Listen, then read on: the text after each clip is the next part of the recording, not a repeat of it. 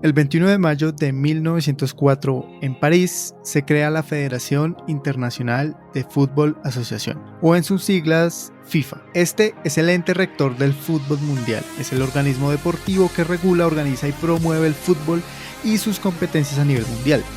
La FIFA agrupa a 211 asociaciones nacionales de fútbol, también conocidas como federaciones nacionales, y esta vaina tiene más afiliados que la ONU misma. Su sede está en Zurich, Suiza.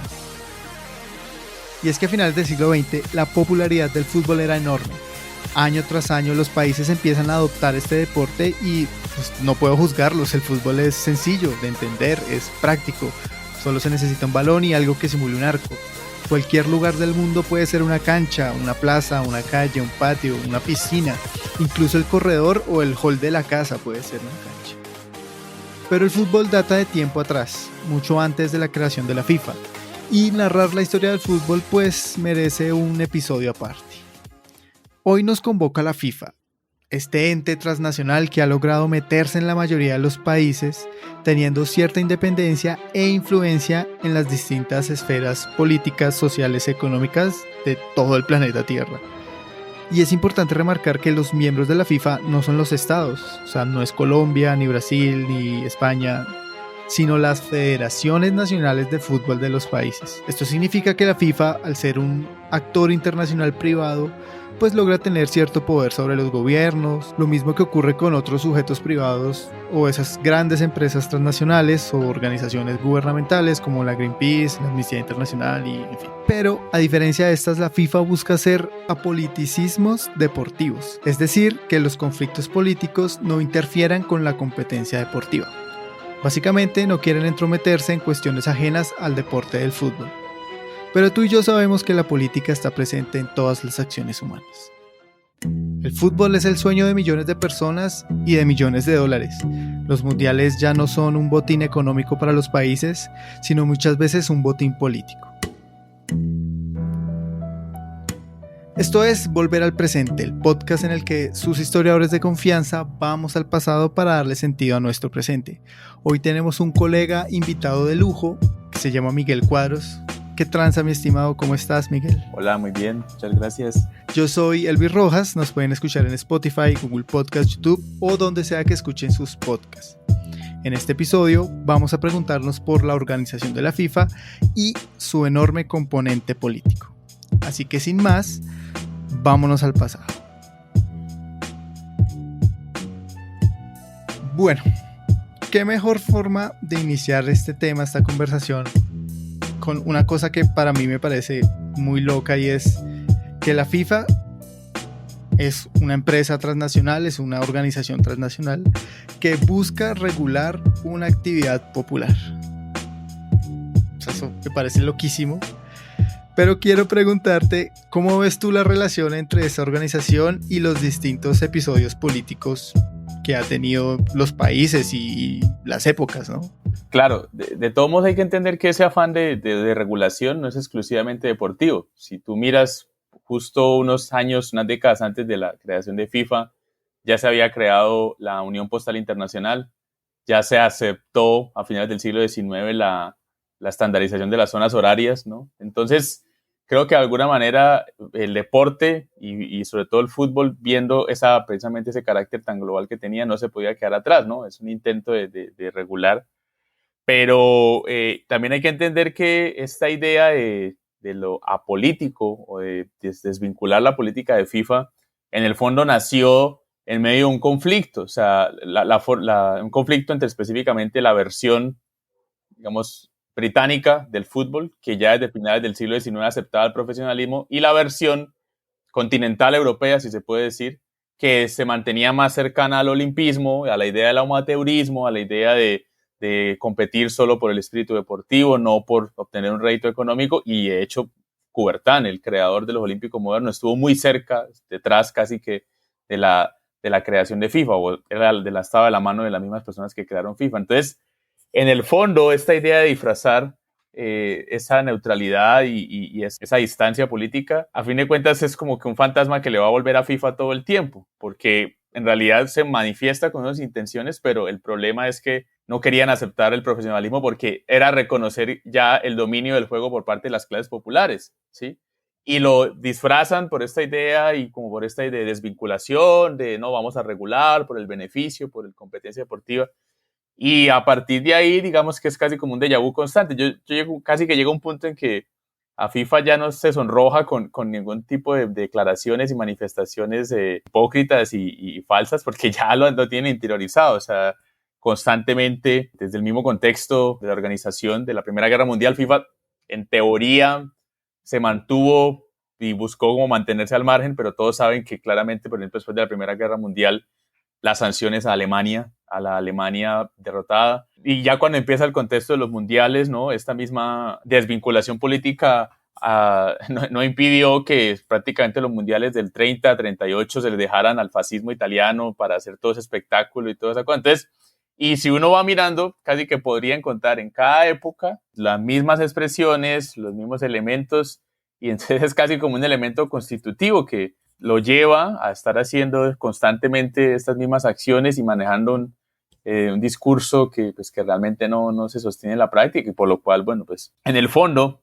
si uno mira, así como tú decías, que tiene más miembros que la ONU, a pesar de eso se termina pareciendo mucho a la ONU, ¿no? Uno casi que puede trazar ese paralelo de, Sí.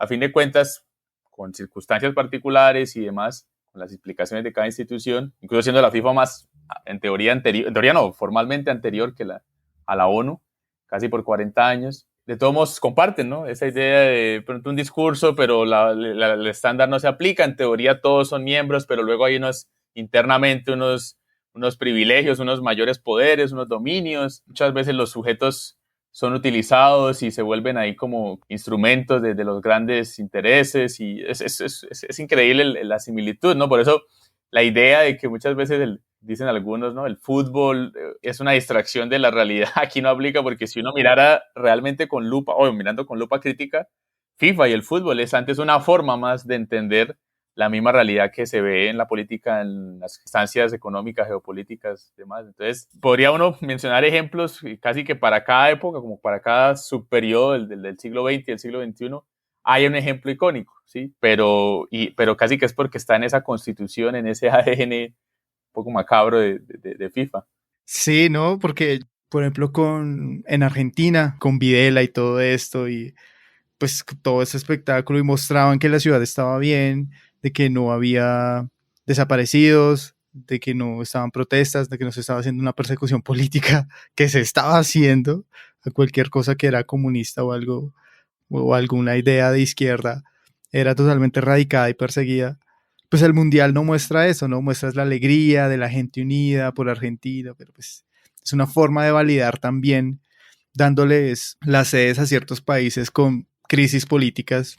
Por ejemplo, me acuerdo para no ir tan lejos, en el 2014 con Brasil, que Brasil tenía unas protestas unos meses antes que decían no queremos mundial, no queremos mundial, y pues la FIFA vamos a hacer el mundial allá y van a ir inversión, y pues esto terminó siendo todos unos elefantes blancos y el país endeudado y llevado del berraco. Sobre todo esa selección, y más ahorita con el FIFA Gate y todo esto que podemos abarcarlo un poquito más adelante, esto de las sedes de los mundiales, ¿no? Lo que representa mucho eso políticamente hablando. Claro, y tú mencionaste Argentina, pero sin directamente ser sede mundial, pero no puede volverse un poquito antes al caso chileno, ¿no? Recién dado el golpe de Estado, la instauración de la dictadura, este famoso partido fantasma, de que Chile tenía que definir la clasificación al Mundial de Alemania 74 con el equipo de la Unión Soviética, era ampliamente conocido que el Estadio Nacional era un centro de torturas y extrañamente en la visita de FIFA para supervisar no se vio nada, no se encontró nada y entonces el partido estaba avalado, la Unión Soviética se retira y simplemente los jugadores chilenos salen a hacer pues prácticamente un circo, salir sin otro rival, a patear el balón hasta el arco y clasificar. Y en Alemania ya había una comunidad exiliada bastante grande de chilenos y FIFA intenta boicotear, detener por todos los medios las protestas y las manifestaciones de los chilenos, de la comunidad chilena exiliada, que fue una cosa también un poco similar en Argentina. Es famosa la idea de las madres de Plaza de Mayo hablando con un periodista deportivo holandés para que las ayudara como a divulgar todas esas cosas. O sea, en el fondo, para Latinoamérica, ese antecedente chileno es bien importante. Y sí, lo otro también, frente a lo que dices de la selección de la sede, es que FIFA tiene esa capacidad Sí. parecida a lo que acabamos de hablar, ¿no? vende el mundial como que esto va a ser lo máximo, que es una expresión de desarrollo, de singularidad, y en ese sentido también no se aleja de su origen o cercano o común con Olímpicos, ¿no? Con el Comité Olímpico Internacional, que se vende la sede de un olímpico como una cosa maravillosa para el país, para la ciudad, cuando se Sí, entiende que ahí el negocio realmente es para los patrocinadores, para los de los derechos de televisión, para la FIFA o en caso Comité Olímpico en su momento, y muchas veces los lugares, las localidades, se usa como una cosa de marketing, de mostrar, pero los resultados tangibles, reales, muchas veces no compensan las inversiones, no compensan los sacrificios, no compensan muchas veces que ya se ha priorizado hacer un mundial, ¿no? Sobre eso. Aquí, nosotros con Colombia también tendremos la famosa historia del Mundial 86 que no se hace, del cual uno podría decir, en el fondo, hasta mejor. Obviamente las razones que se dieron uno sabe que también estuvieron marcadas pues, por una serie ahí de elementos, pero en el fondo mucha gente ve eso como un fracaso y es una cosa única, es una cosa como que se ve casi como expresión de nuestros problemas, pero en el fondo si uno mira con cuidado, pues fue hasta inteligente, o sea, fue hasta un poco hasta decir, ¿sabe qué? La verdad, no nos queremos inmiscuir porque sí, en el sí. fondo, el rédito de esto no es tanto como lo pintan, ¿no? Y que, bueno, ¿no? Para países que han hecho mundiales. Ha habido implicaciones muy complicadas y también, pues FIFA también maneja ese doble estándar, ¿no? En algunos momentos hace toda esta apología y todo este reconocimiento de los derechos LGTBI, pero hace mundiales en Rusia y en Mm, Qatar que tienen estas cosas casi como delitos y prohibidas. Tiene capacidad muchas veces de ingerir, de intervenir en cosas. Yo recuerdo, por ejemplo, una polémica en Brasil 2014, porque en Brasil, por una ley federal, no estaba permitida la venta de alcohol en los estadios y uno de los principales patrocinadores de FIFA en los últimos años es Budweiser y entonces Budweiser es como, ¿cómo que no? Y prácticamente FIFA obligó a cambiar esa ley o a violarla prácticamente para que se diera. Entonces se mueven en esos universos así muy fuerte, ¿no? Y aparte lo que ya tú mencionaste, FIFA Gate, que se sabe que todas las decisiones están marcadas por una red de corrupción y por unas cosas sí. muy, que de alguna manera pasa un poco parecido. Y es que los poderosos saben que solo no pueden, pero entonces saben tienen que ser en sus redes clientelares con la Federación de Oceanía, con la Confederación de Oceanía, con la Federación de un país pequeño que por su propia cuenta no puede hacer nada, pero cuando se vuelve instrumento de esa red, entonces sí vota por tal y le dan al presidente de la federación, ¿sí? Y ahí se mueven un montón de cosas muy oscuras, ¿no? Casi que si uno pone a escarbar, es bien bizarra la cuestión. Sí, a mí algo que me parece también muy loco, que bueno, pues hablamos del gran poderío que tiene la FIFA, ¿no? Con esto de las selecciones, de las federaciones nacionales de fútbol, están ahí envueltas en lo que hablamos de la corrupción, pero la FIFA puede, digamos que vetar, sancionar a ciertas federaciones, ¿cierto? Sí, siempre si se considera que hay, que es también parte de la paradoja, si se considera que hay una injerencia directa de los estados en la federación, FIFA sanciona y excluye y tiene un tipo de regulación. Pero, digamos, o sea, es también un poco hipócrita porque todo el mundo sabe que un espectáculo como estos que mueve tantas cosas, inevitablemente siempre los vínculos van a estar. Lo que pasa es que también es utilizado como un instrumento de, cuando ellos consideran que hay injerencia, se puede utilizar como un mecanismo de presión, pero mientras no amenace sus intereses, realmente esas injerencias son pasadas por alto. ¿Sí? Y, insisto, casi que los símiles y las comparaciones con el otro contexto son muy cercanas. Claro, y lo digo porque, o sea, no me imagino a la FIFA buscando, no sé, sancionar o excluir de un mundial a Brasil. Claro, claro, cualquier decisión en ese sentido vale millones de dólares detrás, entonces ahí. Tanto ese poder que tiene como esa restricción frente a ciertos países y continentes. O sea, con Europa no se puede meter, pero sí lo puede hacer con países de África, incluso de Latinoamérica. Sí. O incluso con la Europa occidental, sí, pero con Europa oriental, Europa central también podría, si quisiera, ahí pasarse por Claro, y encima. resulta ser ahí un talón de Aquiles de la FIFA, ¿no? Ya de depender de estas grandes potencias futbolísticas con las que pueden tener ciertos sobresaltos y aún así tener que Ujú. ceder o no lograr una sanción equitativa a las cosas que pasen.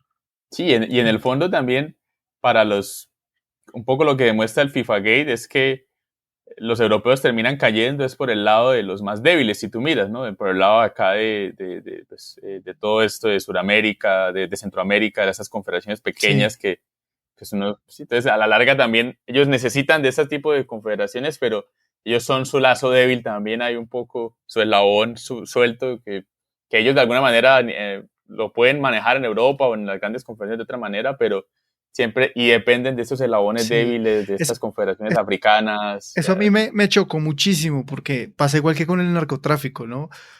Vienen y no, pues es que agarramos al narco latinoamericano, ¿no? Agarramos al corrupto latinoamericano, pero pues en Europa no hay. Uh-huh, No hay un corrupto, la FIFA en uh-huh, Europa es perfecta. uh-huh. Eso sí me ofendió muchísimo del FIFA Gate de que todos los encarcelados hayan sido, la gran mayoría fue latinoamericanos. Muy triste eso, pero pues bueno, eso por un lado. Yo también quería hablar sobre la forma en que la FIFA afronta estas problemáticas sociales que hay en los países. Recuerdo un país de Israel o Irán que salió con unas camisetas que decían como no a la guerra, pero básicamente hacían una protesta con las camisetas que decían no a la guerra de tal.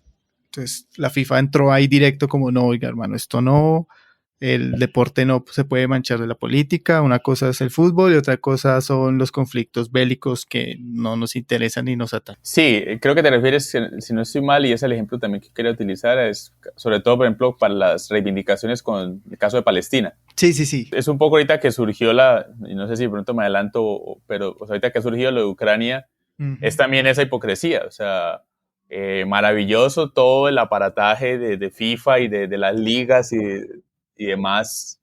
O sea, es muy fuerte la contradicción, o sea, con lo de Ucrania uno ve que decir, salir con mensajes, reconocer, porque está avalado, pero si meses antes, años antes, habían, como tú me decías, varios equipos se manifiestan, por ejemplo, la situación de Palestina, no, eso no. Un jugador también francés, Federica Canute, en algún momento hizo una manifestación y lo multaron, o sea, le tocó pagar y le hizo una sanción, ¿sí? Sanción tanto deportiva como económica. Entonces, ahí también es lo mismo. El estándar es, si tú vas a hablar de, sí, si era una guerra, si en su momento era así una protesta por la invasión, el ataque de Estados Unidos a Irak, la invasión a Irak, Afganistán, quieto. Pero si es otra cosa que esté del lado del favor de los poderosos y de los que tienen ahí el control, ahí sí está bien, ¿no? Y eso sí es bastante paradójico. Y que bueno, también sus campañas institucionales muchas veces por ejemplo, no al racismo, no a la discriminación, Sí. pero tienen presidentes de federaciones como el como el de Hungría, que toda una expresión súper xenófoba, homofóbica, sí, pero entonces ahí no hay esa coherencia, ¿no? Pedirle coherencia a esta gente es complicado, pero sí es. Claro, y tomo este tema para volver al presente y hablar sobre eso, la participación a veces explícita de la FIFA en conflictos como el actual, que es la guerra de Ucrania, ¿no? Porque se cancela la final de la Champions en Rusia. Y para mí Sí. eso fue pues una noticia muy importante porque es una decisión y un veto que se le da a un país y es demostrar una injerencia y un apoyo, o sea, un no apoyo a la guerra, porque no quiere que haya guerra, claro, obviamente, el discurso de la FIFA, pero sí es sí apoyar un bando, quitándole pues un evento tan importante para el mundo, ¿no? Que es una final de la Champions League. No, y la eliminación del equipo ruso que estaba en Uh proceso de -huh. clasificar para Qatar. También, no, claro, y ahí sí es también un poco esa idea de, como por ejemplo pasa con un poco como los traficantes de armas, ¿no? Que dependen como al de la derecha como al de la izquierda, le venden al grupo tradicional como al grupo insurgente.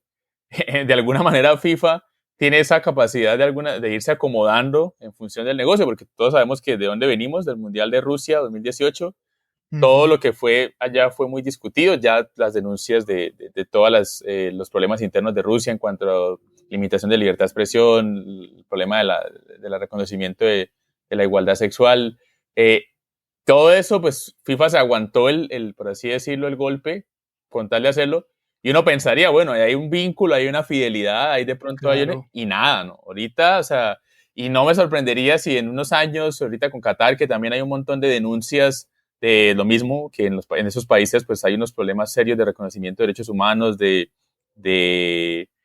de las muertes. A veces esos estadios están casi que bañados en sangre y ahí Sí. no hay un reconocimiento. Ya hay también un tema muy fuerte con la homofobia o con la discriminación sexual allá.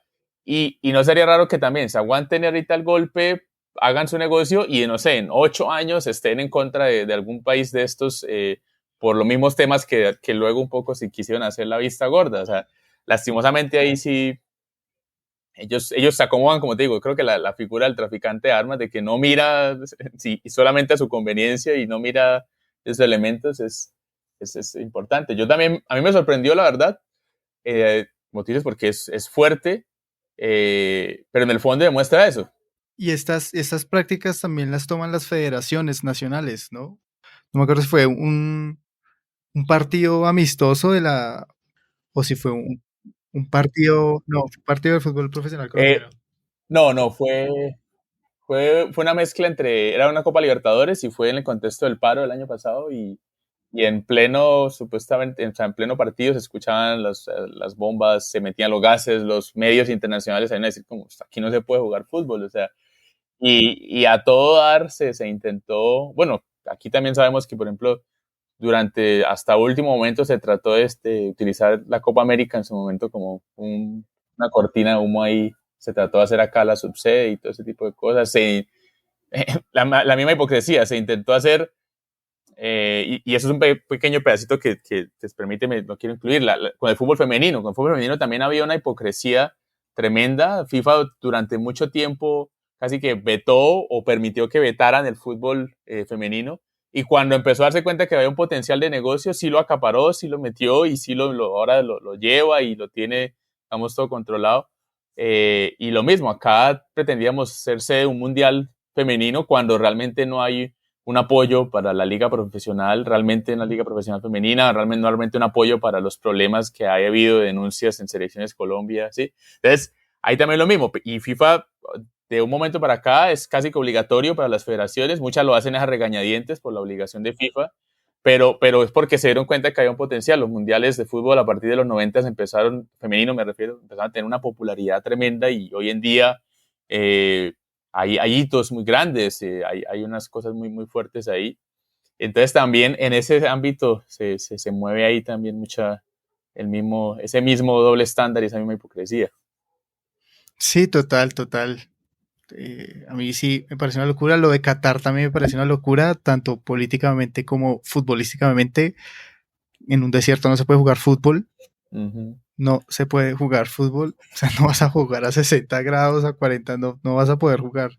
Y que hayan corrido la fecha del mundial también es una cosa muy, muy importante y nos habla de la influencia de los países árabes en todos los eventos deportivos y la cantidad de plata que están inyectando en el fútbol, hermano.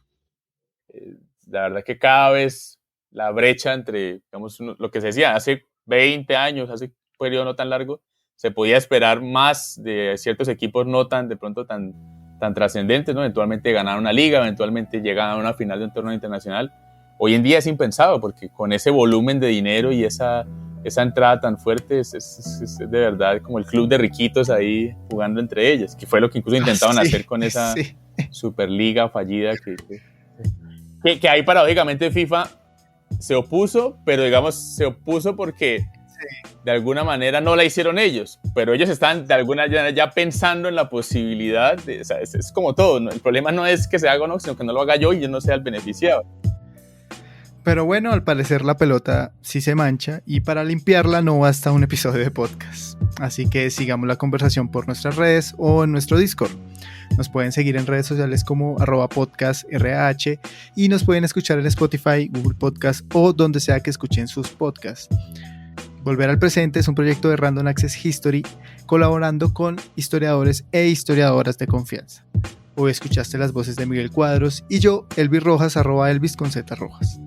La producción y edición del episodio estuvo a cargo mía. Muchas gracias por escucharnos y nos veremos en el futuro.